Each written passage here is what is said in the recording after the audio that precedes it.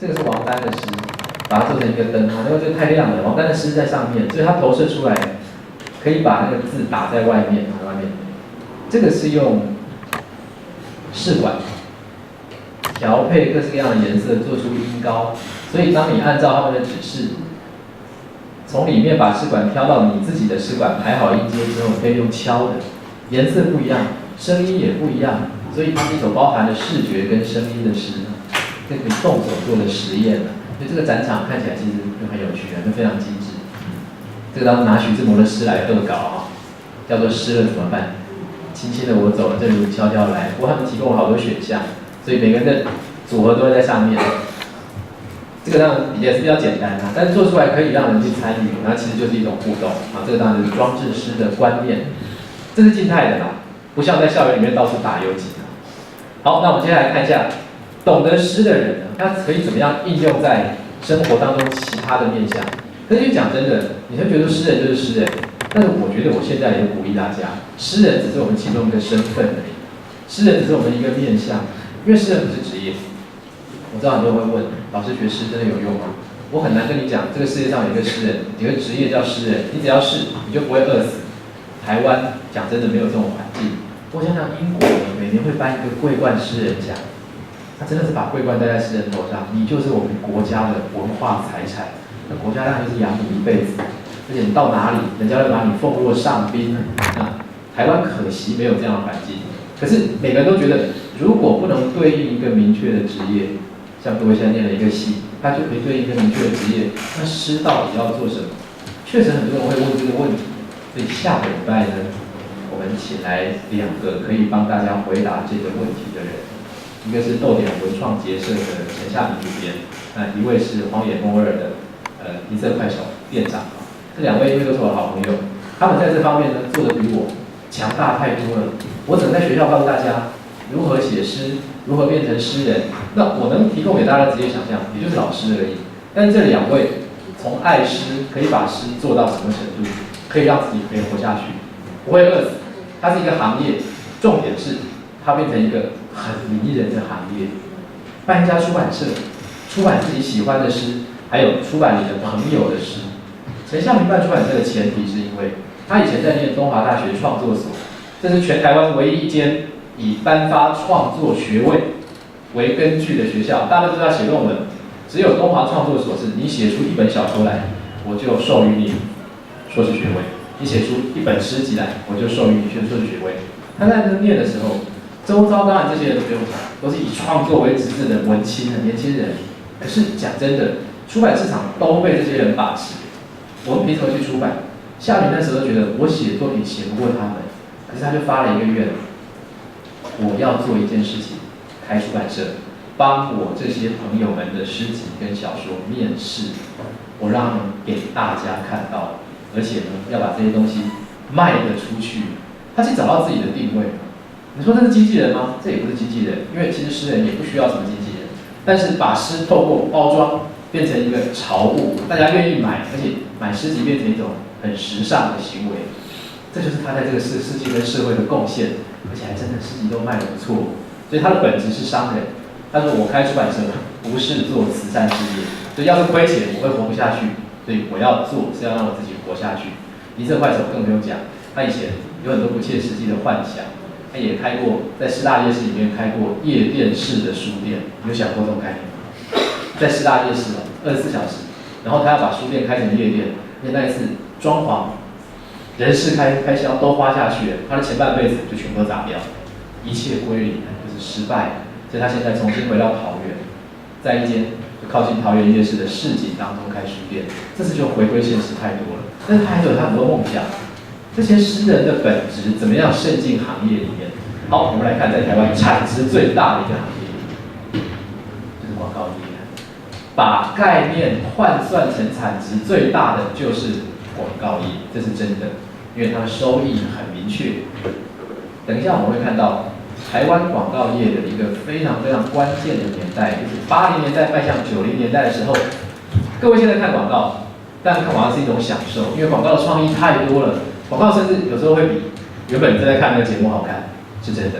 我们小时候广告非常无聊，大部分都是静态的就出来，就没有了嘛。那顶多就是最有名的就是广告歌曲，绿油精，绿油精，大家爱用绿油精，哥姐姐妹妹爱用绿油精，气味清香绿油精，哒哒哒哒，喵喵，这样结束啊。然后呢，里面也没有什么剧情啊，就这样，他就是在唱歌而已。那当然更有名的一首，根本连换都没换，就是《爱肝》的主题曲。爱肝一罐多少钱？20元，大家都知道。爱瓜爱瓜几罐200块，你们现在不会听到这种东西，因为广告就应该要创意。如果他只是把产品不断的洗脑，那你当然会觉得很无聊。当然，也是啦，我们看棒球转播的时候，如果棒球被那个5洲制药买去那个时段，记得有一阵子我们在看国际棒球比赛的时候，一直被丝丝洗脑。丝有几种？那全国都知道，好像那是小学生会考的试题一样。还有拼体，因为那也是5洲制药做的糖果，我就拼体给我，拼体给我嘛，丝就是这样洗脑。但这当然就是做的不够好的广告。那做的好可以到什么程度呢？民国80年代，意识形态广告公司啊，是当时所有广告系毕业学生最想进的公司，因为他们做出来的东西根本不是广告。好，各位现在可能应该还看过开喜乌龙茶的广告，到现在还有哦。开喜婆婆的形象就是他们做出来的。你觉得是在卖茶吗？广告看完之后，你会记得产品吗？以前的老板都说，如果你广告看完不能 focus 在产品上，这个是失败的。但是从意识形态广告开始，他们完全走反向路线。好，我们来看这一段在当时引起社会轩然大波的广告记录。现在这广告带你看的是好看的广告，你还记得当年的斯尼麦口香糖吗？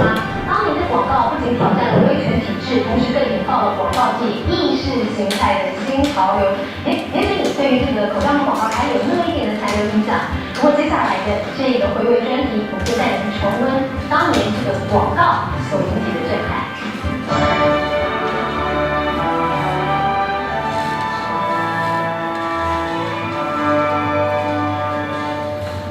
两元香蕉与黑冰，或黑子20线以黑新冰。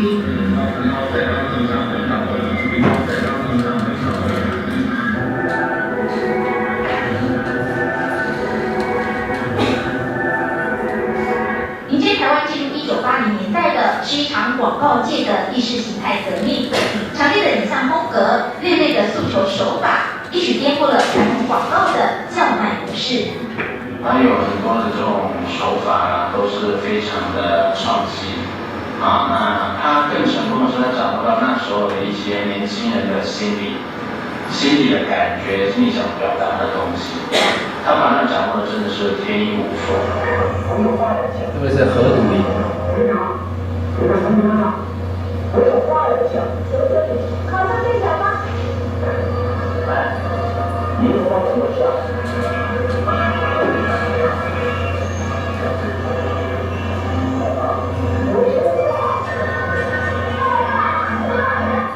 对应时代议题，一个口香糖广告品牌竟然直接挑战权威体制，这可能是台湾历史上最具社会意义的广告系列。有关单位如临大敌。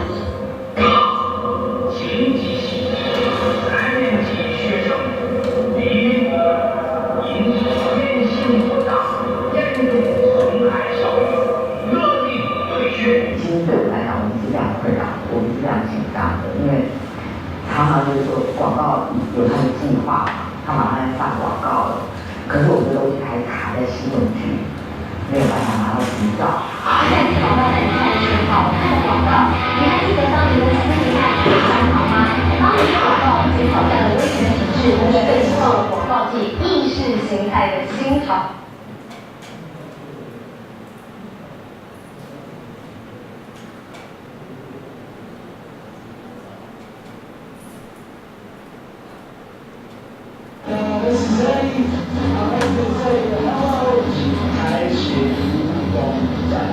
创造体制的过程辛苦冗长，但风潮仍可打。继斯尼麦广告，开喜乌龙茶推出了新兴人类系列，手法一样新潮前卫，大学广告系自此成了热门首选。创业可以这么玩，创业可以这么有趣，创业可以这么的投入，这么的发挥自己的创业，所以我想这里面帮学生开拓蛮多的这样一些空间。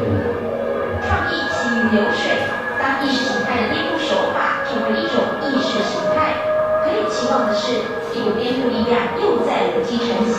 期待破解流出的时机。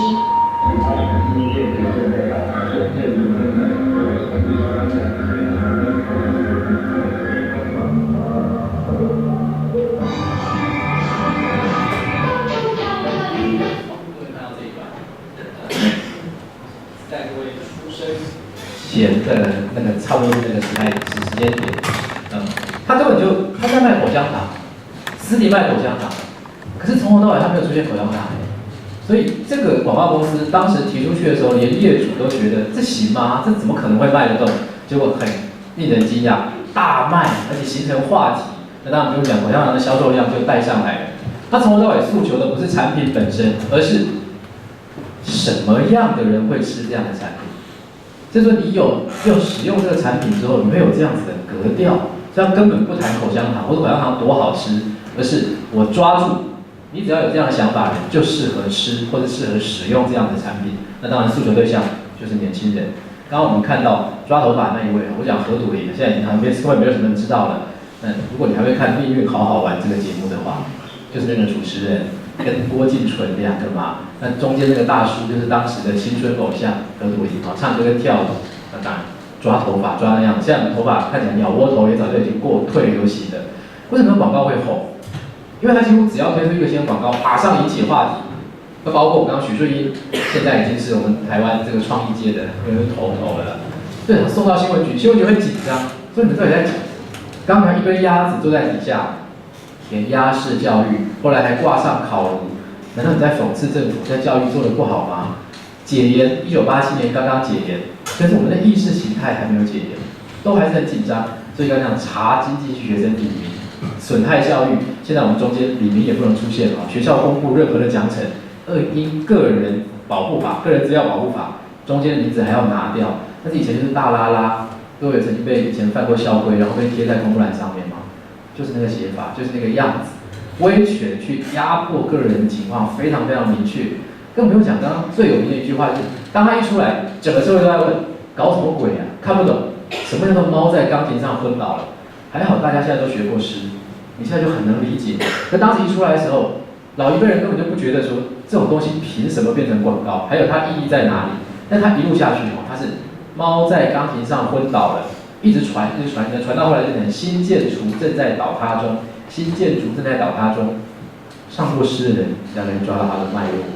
1991年就有一个这么有预言性的广告，有了媒体之后，所有的小事会变成大事，不管它再怎么无聊，它经过传播都会变成一件好像很值得认真的事。包括很多外国朋友或者大陆朋友一来台湾讲，我们的电视新闻，我完全看不懂电视新闻的逻辑。